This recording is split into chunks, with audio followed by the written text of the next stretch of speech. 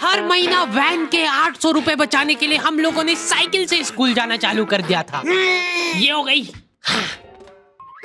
4 लौंडे थरथराती ठंड में साइकिल से स्कूल जाते हैं, ब्लेजर, टोपा, मफलर बांध बुंदा के। एक तो ये ब्लेजर बहुत अजीब था हमारे स्कूल का। 2 जेब थी हमारे ब्लेजर में और 2 ही अंदर की साइड थी। हमारे स्कूल वालों को लगा कि बाहर जेब का क्या ही यूज हो सकता है, इसलिए उन लोगों ने बाहर जेब ही नहीं दी। क्या करूं मैं इस जेब का? ठंडी लग रही है तो हाथ अंदर वाली जेब में ही डाल के चलना पड़ता था। कोनी से साइकिल चला के आते थे हम लोग स्कूल। सबको ऐसा लगता था कि हम लोग अपाहिज हैं। और फिर एकदम से हम लोग हाथ बाहर निकाल लेते थे।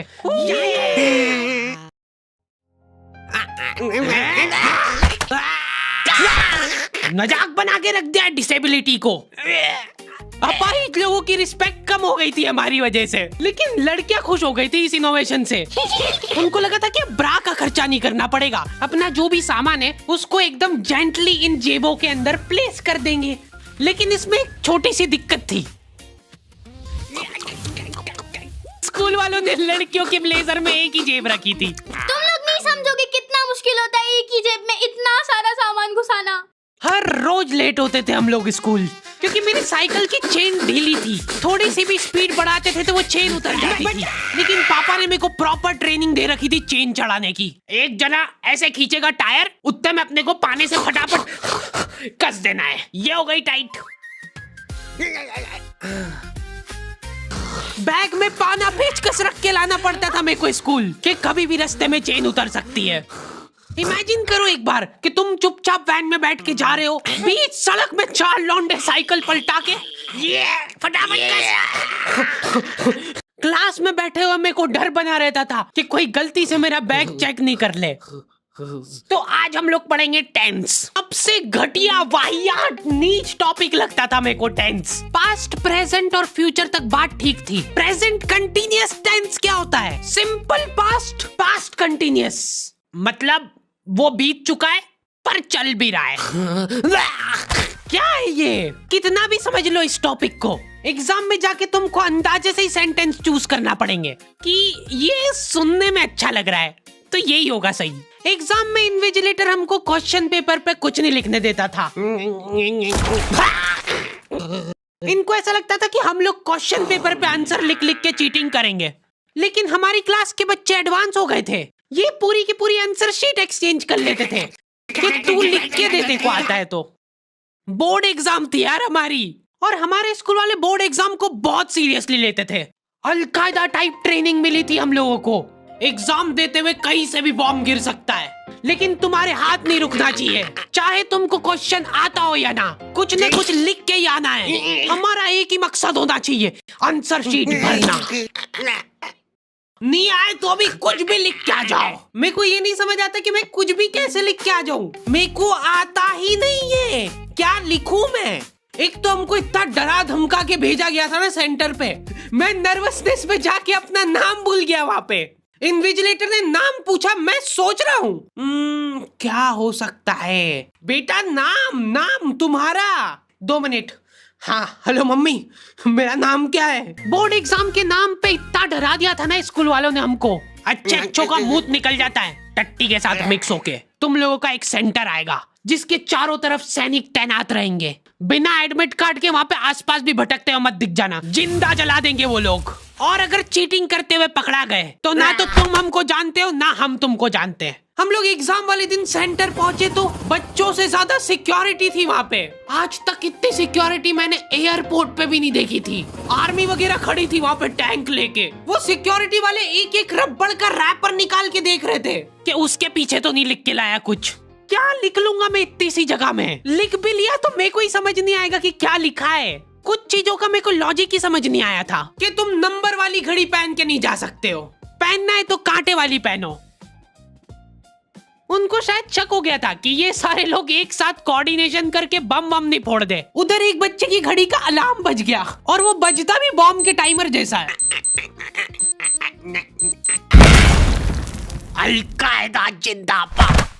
जिस पाउच में तुम सामान ला रहे हो वो भी ट्रांसपेरेंट होना चाहिए। मेरे बैग में से इनको पाने पेचकस मिले थे, क्या जवाब दूं मैं इसका कि क्या यूज में आते हैं ये? उनको वहाँ पे डेमो करके बताना पड़ा कि ये यूज में आता है ये सब आइटम।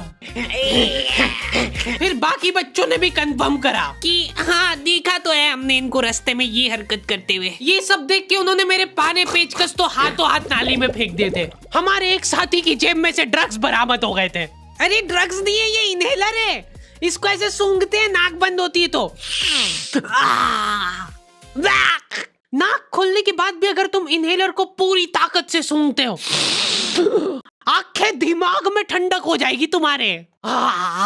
वो बच्चे नहीं होते जो पूरा साल टाइम पास करते और एग्जाम के एक दिन पहले पढ़ के एग्जाम देने आ जाते हैं। वो बनने की मैं कोशिश ही कर पाया था। सिर्फ मैंने सोचा था आखिरी रात मेरी है, रात भर मैं पूरा सिलेबस चाट जाऊंगा, पर मैं एग्जाम के एक दिन पहले ही बीमार पड़ गया। सर्दी हो गई मेरे को, तो मैंने सोचा ठीक है अभी थोड़ा रेस्ट करते, सुबह उठ के पढ़ाई करेंगे। नाक बंद हो गई भाई, नींद ही नहीं आ रही है। फिर पापा आके मेरे को ट्रिक बताते हैं कि अगर राइट वाली नाक बंद हो रही है ना तो लेफ्ट साइड करवट करके सो जा, फिर गहरी सांस ले, तो ये जो है ना राइट वाली खुल जाएगी और लेफ्ट वाली बंद हो जाएगी। फिर लेफ्ट वाली अगर खोलना है तो राइट साइड करवट करके सो जा। पूरी रात करवटें बदलता रह गया मैं। सुबह रास्ते में जाते जाते पढ़ रहा हूँ मैं, क्योंकि बाकी बच्चे भी यही कर रहे थे। बच्चों को लग रहा है कि भाई जितना हम लोग साल भर में नहीं पढ़े उतना हम लोग रास्ते में जाते हुए पढ़ लेंगे। रास्ते में ऐसे कॉपियां लेके घूम रहे जैसे इनसे ज्यादा पढ़ाकू कोई हो ही ना। सुबह हम सब लोग सेंटर लेट पहुंचे क्योंकि साइकिल की चेन उतर गई थी, तो रास्ते में वो कर रहे थे। और क्वेश्चन पेपर भी लेट हो गया था उस दिन। क्वेश्चन पेपर Z+ सिक्योरिटी के साथ आता था। 10 बॉडीगार्ड लेके आते थे एक जरा सा पार्सल।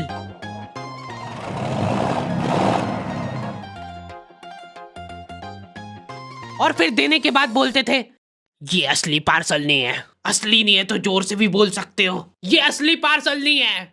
ये लोग पता नहीं किसी को तो गुमराह करने की कोशिश कर रहे थे। इनको डाउट था कि इतनी सिक्योरिटी के बाद भी कोई पेपर चोरी कर लेगा, तो ये लोग इतनी सिक्योरिटी में नकली पेपर लेके आए। असली पेपर तो एक और बॉडीगार्ड नाले में तैरता हुआ लेके आ रहा है। ये पानी पेचकस किसने डाले नाली में? ये लो। मजाक कर रहे थे हम तो, यही है असली क्वेश्चन पेपर। जाओ बांट दो फटाफट।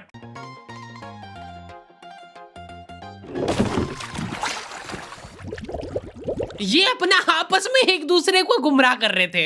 एक बार बस सोच के देखो कि ये सारी हरकतों के बाद भी अगर पेपर लीक हो गया। सोचो एक आदमी टेलीग्राम पे क्वेश्चन पेपर बेचने लग गया था, वो भी एग्जाम के महीने भर पहले से।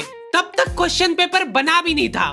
तो अब जो आदमी हमारा क्वेश्चन पेपर सेट करने बैठा, उसने सोचा कि उसका काम इजी हो सकता है, क्यों ना थोड़ा सा स्मार्ट वर्क कर लिया जाए। उसी ने सबसे पहले वो फेक क्वेश्चन पेपर खरीदे और वैसे के वैसे चेप दिए। जिसने पेपर लीक करा था वो खुद सोच में पड़ गया कि ये कैसे हो गया। एग्जाम खत्म होने के बाद इन्विजिलेटर को बहुत मजा आता भाई कॉपियां छीनने में। एक सेकंड भी किसी को ज्यादा नहीं मिलना चाहिए। बस एक बार टाइम ओवर होने के बाद कैसे लिखा तूने? एक बच्चे ने खुद से कॉपी दे दी तो इनको डिसरिस्पेक्टफुल महसूस हो गया था। उसको वापस से कॉपी दे दी कि लिख ले थोड़ी देर और। जैसे लिखने लगा वापस छीन ली। ओके, तो दी एंड हो चुका है। पिछली बार मैंने तुम लोगों को 2.5 लाख लाइक का एम दिया था, जो कि तुम लोगों ने बहुत आसानी से कर दिए थे। तो इस बार एम रखते 3.5 लाख लाइक्स का। जैसे तुम लोग 3.5 लाख लाइक का एम कंप्लीट करोगे, अगला एपिसोड में सीधा अपलोड कर दूंगा। मिलते हैं नेक्स्ट वीडियो में।